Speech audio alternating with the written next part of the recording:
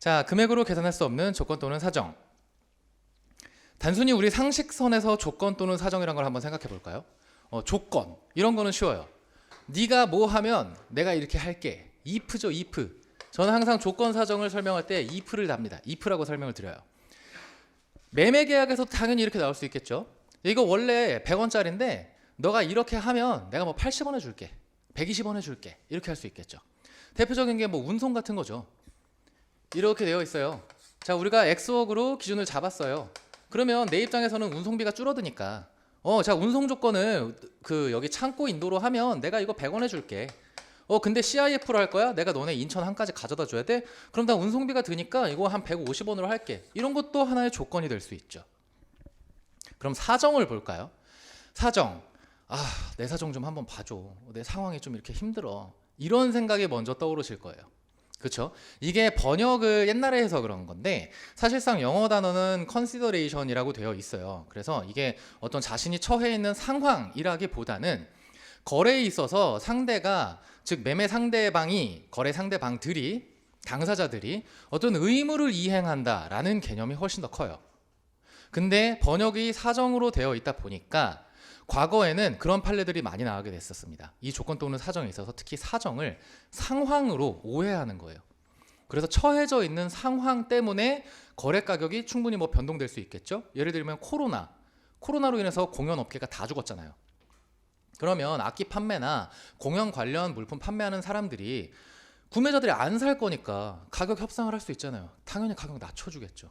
그러니까 이런 것들. 그랬더니 이 사정을 거기다 갖다 붙이는 겁니다. 너희가 처해 있는 그 상황, 그 사정이 이러해서 거래 가격이 갑자기 바뀌었네? 조건 또는 사정에 이 가격이 영향을 받았네? 이런 식으로 오인하는 해석들이 과거에는 상당히 많았었어요. 그런 부분들을 내포하고 있는 건데, 그래서 결국은 우리가 조건 또는 사정을 학습함에 있어서는 명확한 판단 기준, 이것도 마찬가지죠. 명확한 판단 기준을 아셔야 하고요. 조건 또는 사정에 대해서 이것도 마찬가지로 예시 규정을 두고 있어요. 그러니까 예시 규정을 벗어난 사례도 얼마든지 나올 수 있다는 거고, 그럼 그 사례를 여러분들이 주어졌을 때 판단하기 위해서는 그 판단 기준을 명확하게 알고 계셔야 한다는 거죠. 근데 이건 처분 사용상의 제한보다 기준이 조금 더 어렵습니다. 그냥 1차적인 판단 기준은 되게 쉬워요. 근데 예외 기준이 또 있거든요. 이 예외 기준이 되게 애매해요. 그러니까 여기서만 주구장창 시험 문제가 나오죠. 그래서 이 예외 기준까지 여러분들 명확하게 아셔야 한다. 자, 개론의 의의부터 한번 살펴보겠습니다. 우리 지금 30조 3항을 공부하고 있어요. 30조 3항은 총 4가지 제시하고 있고요. 거래가격 배제 사유를요. 30조 3항 1호 우리는 살펴본 게 방금 우리 공부했던 처분 또는 사용상의 제한, 그것이 거래가격에 영향을 미친 경우였습니다. 그러면 거래가격이 날아가요. 즉 일방법이 배제돼요. 자, 두 번째 명시적인 배제 사유. 조건 또는 사정이 있어요. 근데 이게 금액으로 계산할 수 없는 겁니다. 자, 유의사항은요, 항상 이걸 다 빼먹으세요. 당해 수입 물품과 관련돼서 거래의 성립 또는 가격의 결정입니다. 다들 가격 결정만 신경을 쓰세요. 그게 아니에요. 거래가 성립되는 데에도 어떠한 조건 또는 사정이 있다라고 한다면 그것까지 판단이 같이 들어가야 되고요. 당연히 여러분들이 규정을 암기하시고 쓰실 때 이렇게 쓰셔야 돼요. 거래의 성립 또는 가격 결정에 있어서 어떠한 조건이나 사정이 관여되어 있고, 이렇게 써주셔야 되는데 이걸 다 빼먹어요. 거래의 성립을 다 날려먹어. 이거 유의하세요.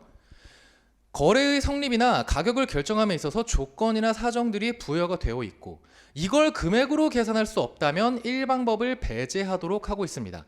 지금 이걸 처음 보시는 분들은 선뜻 와닿지 않으실 수가 있어요. 밑에 어차피 예시 보면 한 방에 이해되실 거니까.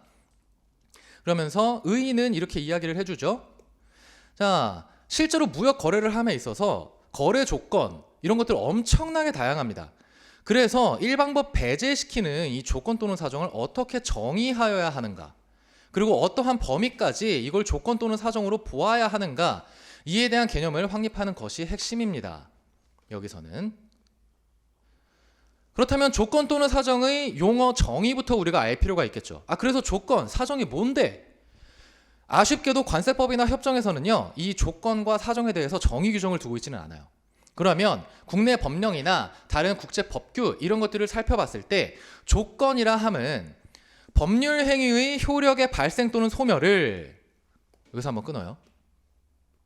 장래의 불확실한 사실의 성부에 매이게 하는 부관. 부관이라는 것은 추가적으로 달아놓은 것들을 이야기합니다. 뭐 조항이 이렇게 쫙 달려 있는데 여기에 밑에 부기를 단다 뭐 이런 식으로 표현을 하죠. 장래의 불확실한 사실, 이게 될 수도 있고 안 될 수도 있어요. 대표적인 게 뭐 쉬운 예시는 이거죠. 야, 너가 이거 1000개 팔면 내가 100원 해줄게. 5000개 팔면 80원 해줄게. 뭐 1000개 팔면 내가 백디시로 뭐 20원을 꽂아줄게. 이런 거. 내가 1000개 팔지를 지금은 모르죠. 장래의 불확실한 성부가 이런 겁니다. 장래의 불확실한 사실을 성부에 매이게 하는 부관인데, 이게 어떠한 장래의 불확실한 사실을 이루어냈거나 이루어내지 못했다, 이것에 따라서 법률 행위가 추가적으로 법률 행위의 효력이 발생하거나 소멸하는 거죠. 되게 어렵게 써놨는데 결국은 이거예요. 네가 이렇게 하면 이렇게 해줄게. 근데 이렇게 못하면 이렇게 돼. 이런 거. 이렇게 하면 장래의 불확실한 성부죠. 이렇게 해줄게. 다 규정, 그 거래 조건으로 써놨잖아요. 그러면 계약서에 써놨으니까 내가 그걸 해줘야 된단 말이에요. 법률 행위의 효력이 발생하는 거죠. 되게 어렵게 써놓은 건데 쉽게 표현하자면 그건 겁니다. 그리고 사정이라 함은 어떤 약속을 하는 사람이 약속을 받는 사람으로부터 받는 가치 있는 어떤 것, 약속을 하는 사람이 약속을 받는 사람한테 이렇게 하면 내가 이렇게 해줄게 하는데, 이렇게 해서 돌아오는 가치가 있는 어떤 것인데 되게 안 와닿죠. 이게 한국말인데 뭔 소리야. 그래서 결론은요, 여러분 이거 외우지 마세요. 안 외워도 돼요. 정말 중요한 건 이 밑에 범위와 판단 기준이거든요. 이 용어의 정의를 굳이 쓰실 필요는 없습니다. 조건 또는 사정이 있을 때, 시험 문제 나왔을 때 그냥 이건 그냥 진짜 참고만 하세요. 참고. 정말 참고. 솔직하게 말씀드리면 안 보셔도 돼요. 이건 그냥 진짜 그냥 참고 목적으로 갖고 온 거니까. 자, 그래. 조건이나 사정, 저 어려운 법률 정의는 그래 차치하고, 일단 그럼 우리 무역업에 있어서, 관세법에 있어서 금액으로 금액으로 계산을 할 수 있는 어쩌고 저쩌고 하는 그 조건 사정, 그래 그게 뭔지부터 한번 봐보자. 상기와 같이 해석되는 조건 또는 사정에 대해서 이하의 경우에는 금액으로 계산할 수 없는 조건 또는 사정에 의해서 거래 가격이 영향을 받은 것이다. 그래서 결국은 거래 가격이 배제된다라고 하면서 예시 규정을 두고 있어요. 하나하나 보겠습니다. 여러분들 첫 번째는 특에다가 동그라미를 치세요. 구매자가 하면서 한번 끊고, 판매자로부터 특정 수량의 다른 물품을 구매하는 조건으로 끊고, 당해 물품의 가격이 결정되는 경우. 당해 물품이라는 건 수입 물품입니다. 이제 내가 관세 평가를 해야 되는 그 친구예요. 자, 그랬는데 구매자가 당해 물품도 수입을 하는데 다른 물품도 수입을 하는 거예요. 판매자한테. 이렇게 되는 거죠. 이렇게 둘이 거래를 체결합니다. 이 친구가 A, B, 뭐 C, D 이 정도를 팔아요. 그래서 나는 맨 처음에 A를 얘한테 사오고 싶었어요. 이게 당해 수입 물품이 되겠죠? 여기에서 말하고 있는 끝에 당해 물품이 되겠죠. 자, 그랬는데 이 친구가 A가 얘한테 B한테 제시하는 거예요. 야, 너 근데 B도 필요하지 않니? 너 A랑 A 이번에 너가 100개 주문했잖아. 그런데 B도 어차피 필요할 거거든? 둘이 세트야. B도 같이 100개 사라. 그러면 내가 이거 50원, 20원 이렇게 해가지고 줄게. 구매자가 판매자로부터 특정 수량의 다른 물품, B죠, B. 이것을 구매하는 것을 조건으로 B를 사면 지금 이 가격에 주는 거죠. 당해 수입 물품인 A의 가격이 그제서야 결정이 됐어요. 그 전까지는 아무런 가격 정보도 없었어요.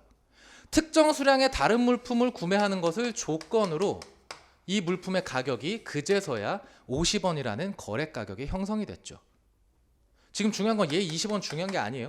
당해 수입 물품. 다른 물품을 구매하는 것을 조건으로 원래 지금 평가되어야 하는 물품의 가격이 결정이 된 겁니다. 이러한 케이스가 1번. 2번, 구매자가, 여기서도 한번 끊어요. 여기서는 판에다가 동그라미 치십시오.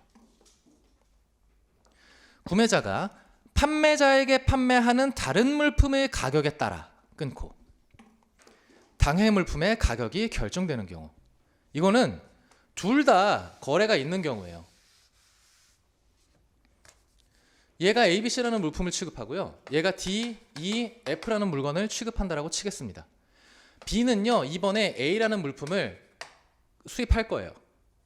근데 나는 A, B, C를 구매하고 있고요. 얘는 또 나한테 반대로 D, E, F를 사요. 살 수 있어요. 그랬더니 이 친구가 제안을 하는 겁니다. 야, 너 나한테 D를 100원에 주면 내가 너 A 이번에 나한테 살 거잖아. 이거 내가 50원에 줄게. 구매자가 판매자에게 판매하는 다른 물품, D죠, D. 이 물품을 파는데 이 물품의 가격에 따라서 지금 내가 궁극적으로 구매하고자 하는 소문자 A라는 물품의 가격이 그제서야 결정이 돼요. 이걸 안 하면 이게 50원이 기일지 아닐지 몰라요. 이 상황을 말하는 겁니다. 3번, 지금은 거의 없는 경우인데 여기서는 완에다가 동그라미 치세요. 판매자가 한번 끊고 반제품을 구매자에게 공급하고요. 여기서 한번 끊고 그 대가로 그 완제품이 뭐겠어요? 판매자가 공급한 반제품으로 이 구매자가 제조를 해서 완제품을 만든 거죠.